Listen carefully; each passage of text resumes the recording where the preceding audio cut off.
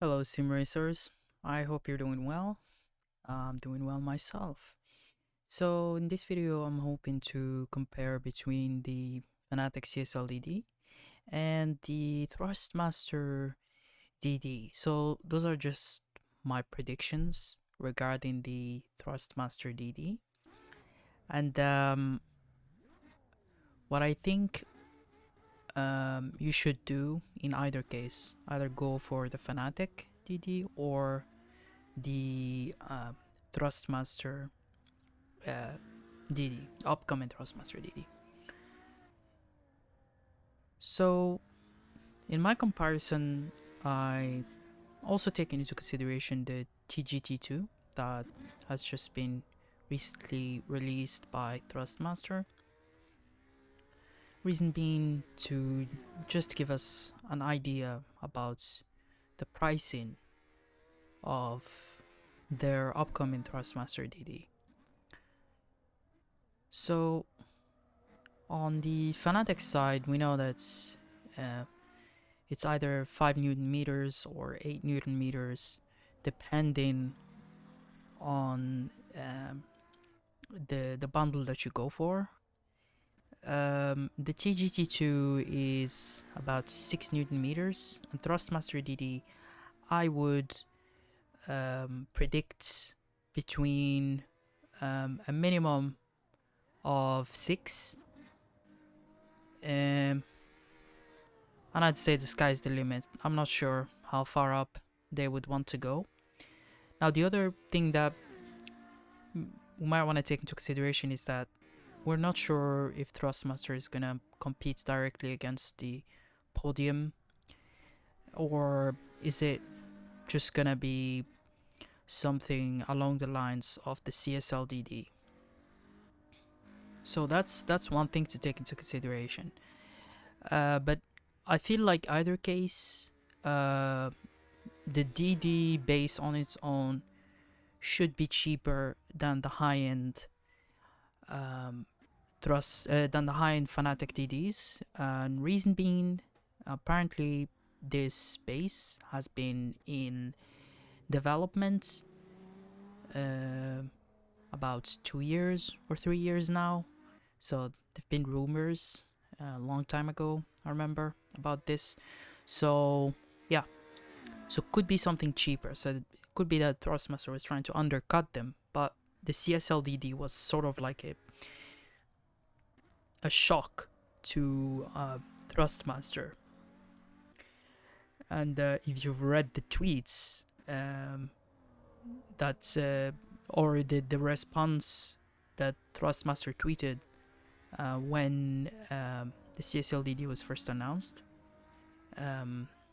you could read into it that they were quite shocked about the CSL DD. Now, weight-wise, the Fnatic weighs in at around 5.3 kilograms, the TGT2 around 4.2. Now, 4.2, that's like basically I couldn't find the actual weight for the TGT2. So I just looked at Barry Roland's review for from Sim Racing Garage, his review about the TGT1, and he said it was around 4.2 kilograms. Now, why am I including TGT2 again? It's just basically just so we can have an idea, and I think that Thrustmaster DD is definitely going to be heavier than this, and weight is important if you're basically on a Placey challenge or something. You don't want to have something that weighs too much. For example, a podium. I know that people have put a podium on their Placey challenges, but most people won't. And also there's concerns about rigidity of the cockpit that you have. Now, platform-wise, Fnatic has an advantage, a big one, because their CSL DD supports both PC and Xbox, while the Thrustmaster DD, as far as we know, only supports PC. Now, and then again, another advantage to Fnatic is that they're going to introduce a CSL DD for PlayStation, while Thrustmaster DD, we have no idea if they have any plans in the future to include any of the consoles whatsoever. Then again, one more thing to take into consideration when we include platforms is the licensing price that most people don't speak about. So to license a wheel to have compatibility with either consoles, you have to pay a certain fee, and that's included into the price of the base. So Fanatec's PlayStation compatible DD will be, I suppose, more expensive than the actual than the CSL DD that we have now. And I think that based on this, I'd say that the Thrustmaster DD should be reasonably priced because it's only on PC, which you don't require any licensing for. At least as far as I know. Now, wheel compatibility, Fanatec and Thrustmaster have very, very, very good amounts or have a pretty generous ecosystem, and also Fanatec is basically at strength in the in terms of ecosystem, and the reason being that Fanatec offers much more premium wheels, and also they have a lot of partnerships with manufacturers that allows them to basically make rims for with Porsche, BMW, Bentley. So they have a lot of partnerships, which we're still waiting to see if Thrustmaster is gonna have any. Thrustmaster with Ferrari, but as far as I know, that's the only one that's they're in partnership with. Also with Sparco, which is not really a car manufacturer, but more like a performance wheel manufacturer. Now again, come back to the quick release wheel wiring sort of thing. Fanatec has the Fanatec pins, which are prone to breakage, and I feel like Thrustmaster is at an advantage, not from quick release side, but from connection side, so where the wheel connects to your wheelbase, which is a PS2 connector. That's a pretty sturdy connector, much sturdier I feel like than the Fanatec pins, since those are exposed, while the PS2 connector that Thrustmaster uses is more protected than the Fanatec pins would be. Now, let's talk about the quick release. So Fanatec has a proprietary quick release. However, you can buy their quick release that allows you to connect any wheel to their base. Now you can basically purchase any wheel and connect it with their bases. However, Thrustmaster requires very heavy modding in order to do something like that, and as far as their wheelbases go, as of now, but we're not sure how the Thrustmaster DD is gonna be. Now, let's talk about the quick release quality.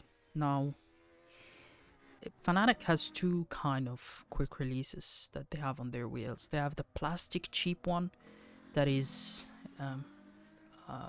basically pretty bad, and they have their decent option, which is an add-on that you have to purchase separately.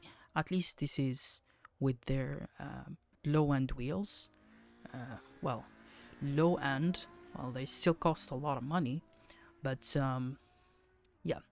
So wheels like the McLaren wheel, and the WRC wheel, they come with the cheap quick release. And my advice is that if you're going for Fanatec, just pay the extra buck and get the good quick release. And this is due to the fact that the CSL DD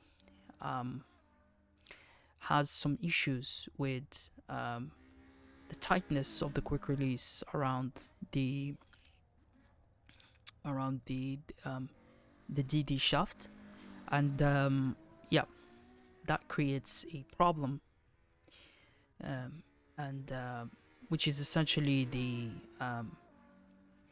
flimsy feel and also the flex that you get when you're driving on the Fanatic. That's basically what people have been saying about the CSL DD. Now, for the Thrustmaster, well, they have much worse quick release. Well, to be honest, I wouldn't call it much worse. I'd say it's better than the cheap quick release that Fanatic offers, plastic one. But I wouldn't qualify Thrustmaster release system as a quick release, because, well, you have these threads here that basically you need to align them with the release, and then turn it around the wheel, and then tighten it with a screw, which is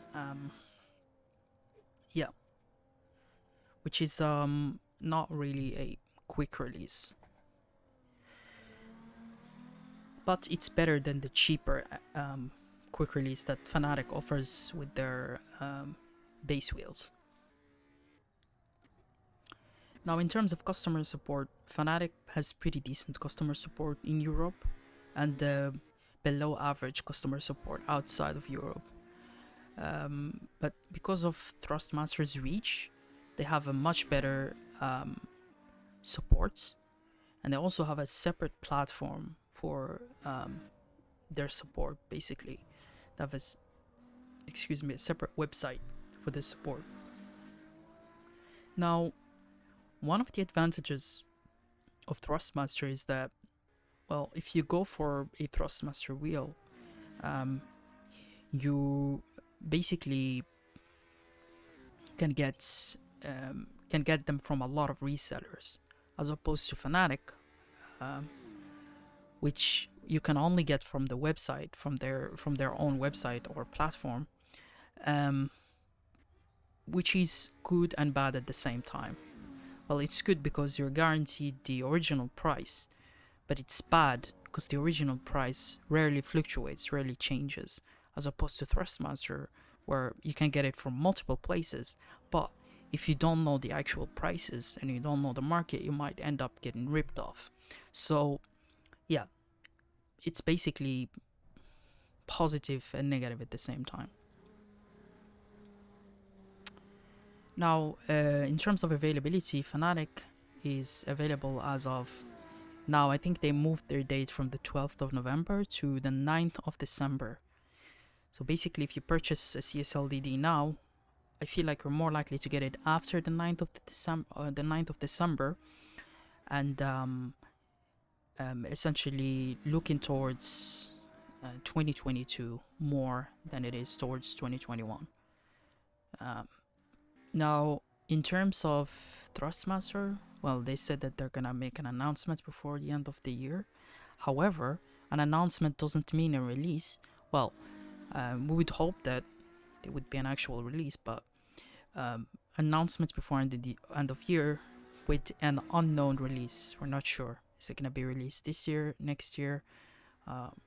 We have no idea. And yeah. Now, finally, price-wise. Now, their TGT2 is priced at around $749.99. Now, when you think about it, you might think that it's a stupid price, because it's very expensive, 750 euros. That's a lot of money for a belt drive system. However, don't forget that the TGT2 comes with a rim, right? It has a transducer, right? But it only works with GT. Coming back to that later. And Also, comes with pedals. So you're basically getting the whole thing. Right, pedals are not the TLCMs, but at least it comes with pedals. Now, coming back to the CSL DD, 479.95 for CSL DD with power pack, which I would absolutely recommend as opposed to the 5 Newton meter version. However, it doesn't come with anything, so you still need to purchase pedals, which are right now 79, I think, without the clutch. So it's just accelerator and brake, and then you have to purchase, I suppose, a wheel. Now, for the wheel, you have to think that you can either get two wheels at the same time, so get like the sort of like a GT wheel, like GT3, GT4, for your GT racing, and a regular wheel, so like a WRC wheel or something. That's gonna set you back 400 euros just for those two wheels. Now I'm thinking about somebody that does, sim racer, regular sim racer. You want to drive multiple cars. You're not gonna be just driving GT or just rally cars. Well, one might argue that you could just get the WRC wheel and then invest later in a GT wheel, which is also a pretty good option if you ask me. But just think about this, before you make your CSL DD purchase. So you still need pedals and the rim. Now, I'm not advocating for purchasing a TGT2. That would be a horrible idea because it's a belt drive and it's nothing compared to the CSL DD. Reason why I'm talking about the TGT2 is just to have an idea about what is gonna happen with the Thrustmaster DD once it's announced or even released. I think that Thrustmaster will essentially first bundle it with something and then later on sell the base separately. And because this is what they usually do when they release a new wheel, they basically sell the wheel with one of their rims, so basically to get some profit in, and then they would just sell the base on its own, which I believe they take a bit of a hit profit wise when they just sell the base on its own. So yeah, now waiting for Thrustmaster DD or going for CSL DD, that's gonna depend on basically what you have right now, what kind of cockpit you have. Is it sturdy enough to accommodate a DD? Now, for the CSL DD, I've seen a lot of people putting it on a Playseat challenge, which is exactly what I have. So, and I can vouch for the Playseat challenge. It's a really good cockpit for beginners, and especially if you don't have the space. But anyway, so CSL DD can be put on a pretty light cockpit without much of a hassle.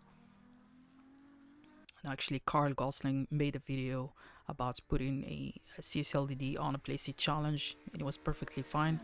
That was quite a lot of flex, but there is aftermarket reinforcements that you can basically put on your Playseat challenge to make it more sturdy.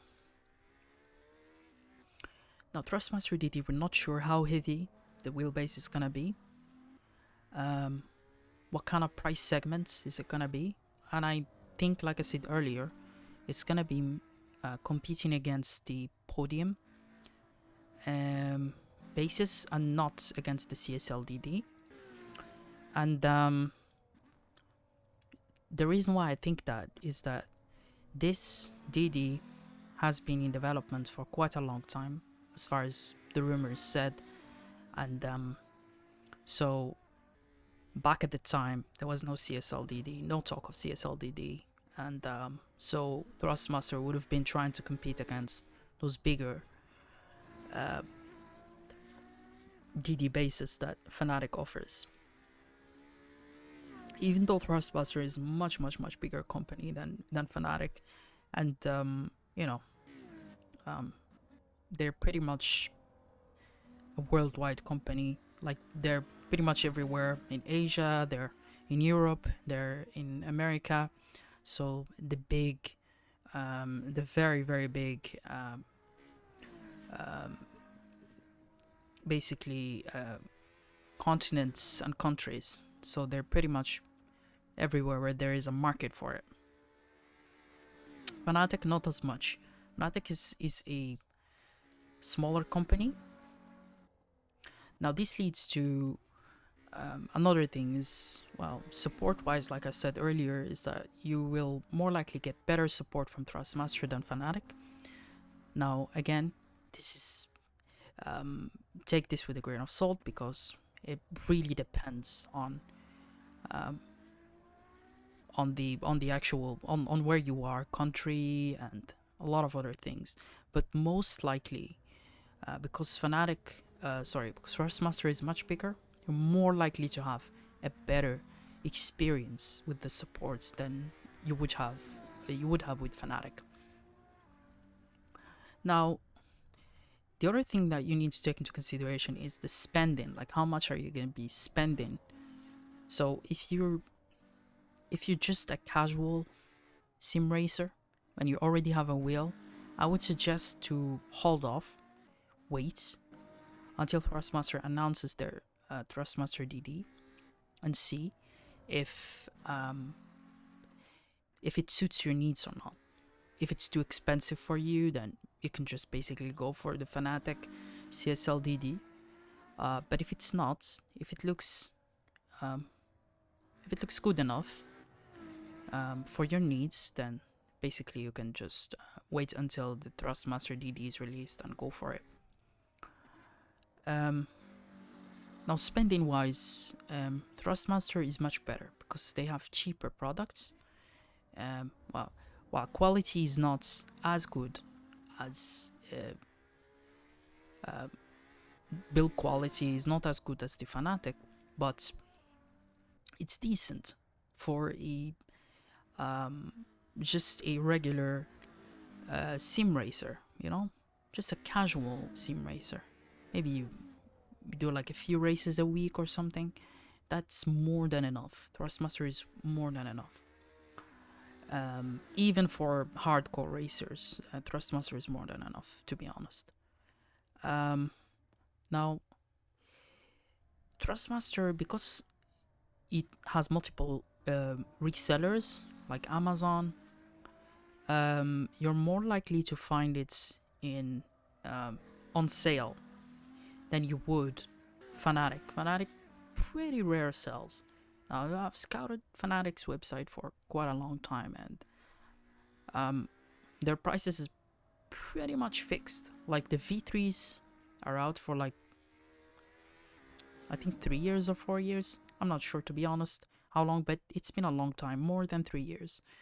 And I haven't seen them once below $359.99. That's the price they came out at, I think. And they're pretty much the same price the whole time. So, but however, on Thrustmaster, wheel rims, TLCMs, like TLCMs 1 year later, I literally just picked up TLCMs for 160 euros. And on Thrustmaster's website, they're 200, but on Amazon, they were like 160 euros. So, yeah.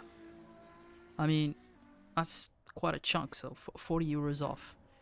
So, yeah, that's something to keep in mind. So, saving a few bucks here and there, and then you can afford to buy multiple things. You can have multiple rims, you can have, you can get their handbrake, you can get their shifter and all these things. So, yeah, by saving slowly, by saving a few bucks here and there, you can customize your rig, you can get a better rig, you can do a lot of things. So basically, you're spending less money. But with Fnatic, it's rarely that I see a discount on their products.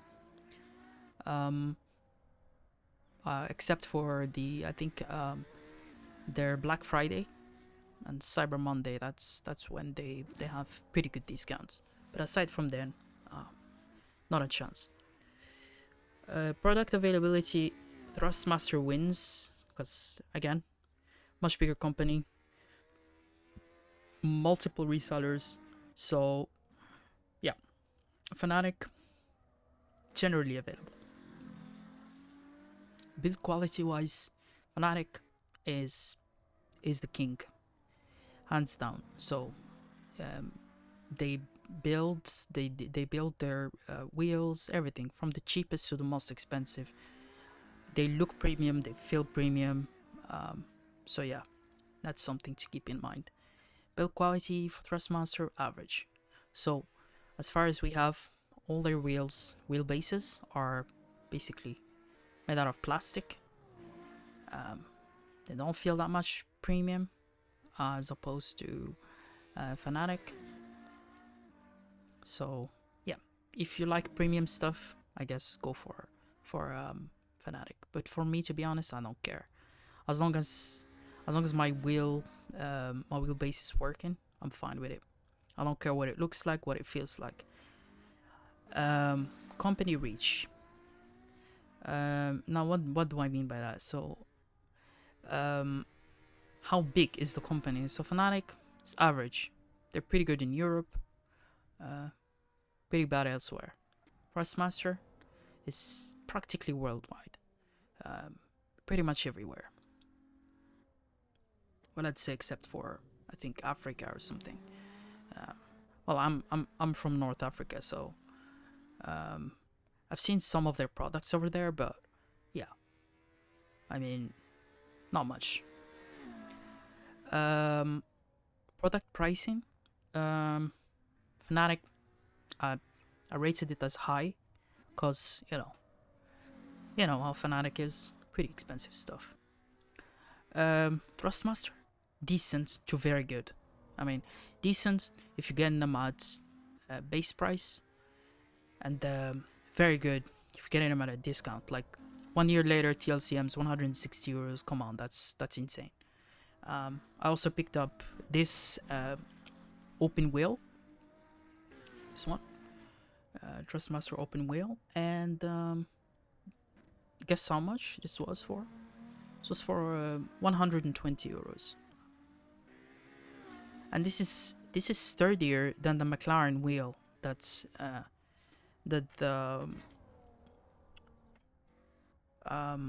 Fnatic offers. So it's cheaper and sturdier. I mean, in my opinion, it's sturdier. I tried both. I tried the Fnatic, and I tried this, and I feel like this is better. It feels better to me. What else could I think of? Yeah, that's pretty much everything I wanted to talk about. Now, just to recap quickly, if you're already invested in Thrustmaster, my advice is to wait. And reason being, Thrustmaster, bigger company, right? So potentially better support. I'm not saying that they have a better support, potentially better support because they're bigger. They have more people to cater for their basically for people that buy from them, for their client base. That's the word I was looking for. Fnatic, not so much. Less likely to have a good experience with support. Now, I've heard horror stories with both companies, so yeah, take this with a grain of salt. It's just rationally thinking about it, a bigger company more likely to have a better experience than a smaller company.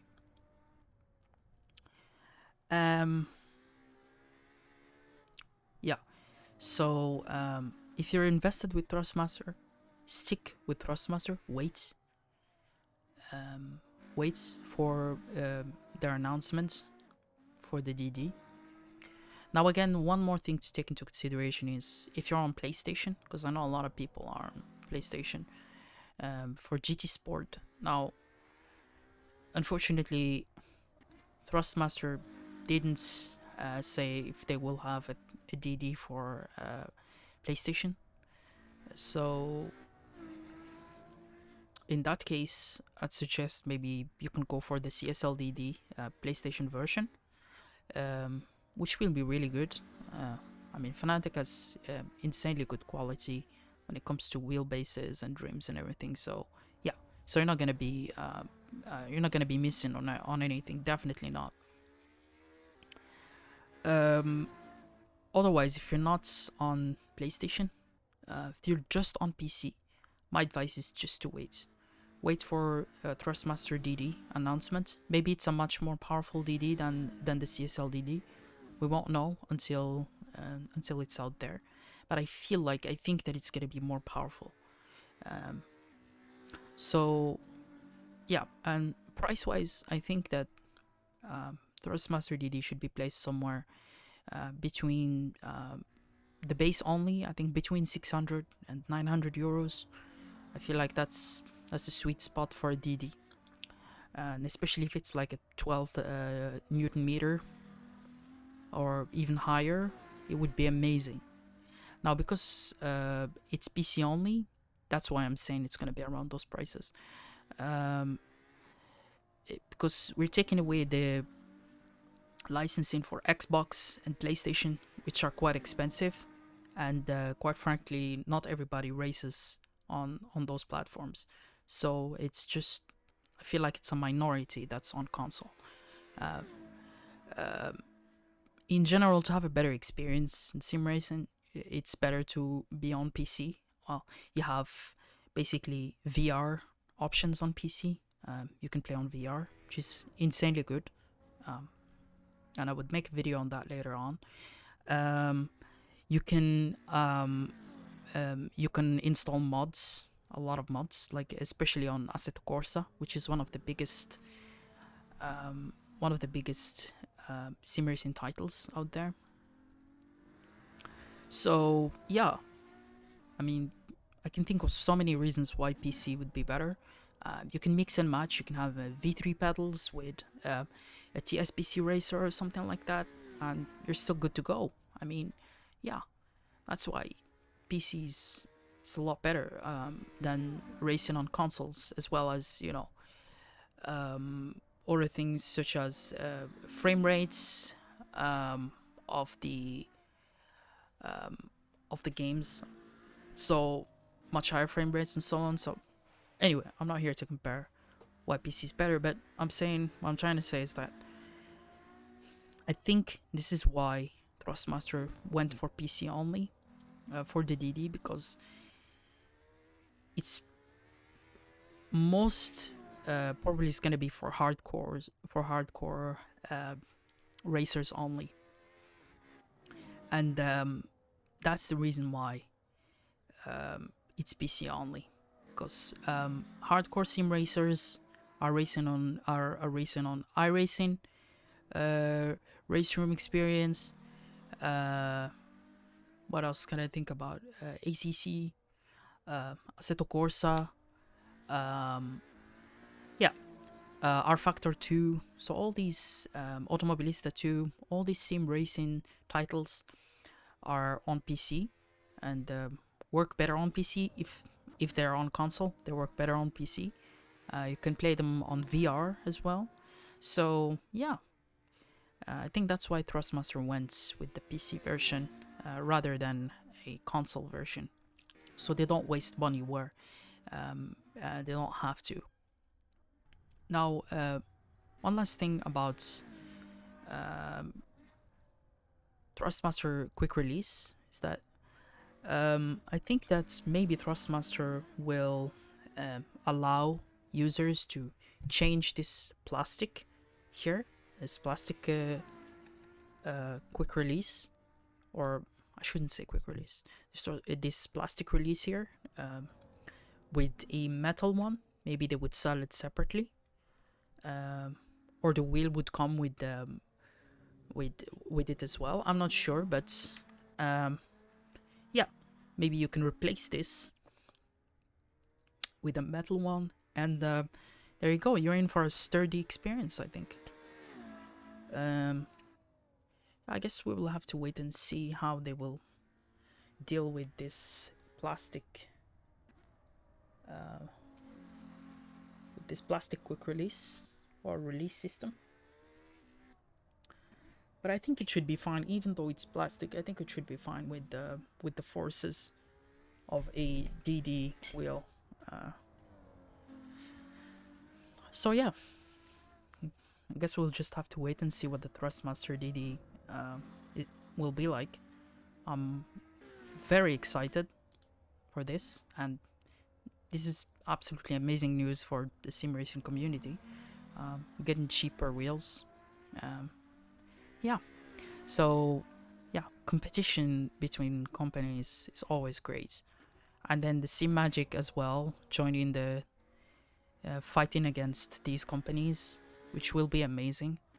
And yeah, I compared sim magic to CSL DD in my previous video. Specs only, obviously. I don't have either of the wheels, but I feel like you don't need to have wheels to compare them. You just need a bit of common sense and just research on the internet, and you can find a lot of people talking about those wheels and how they feel about them. And again, all of this is subjective. So the feel of the wheel is subjective to the person. Everybody likes to dial in their forced feedback differently than others. So yeah,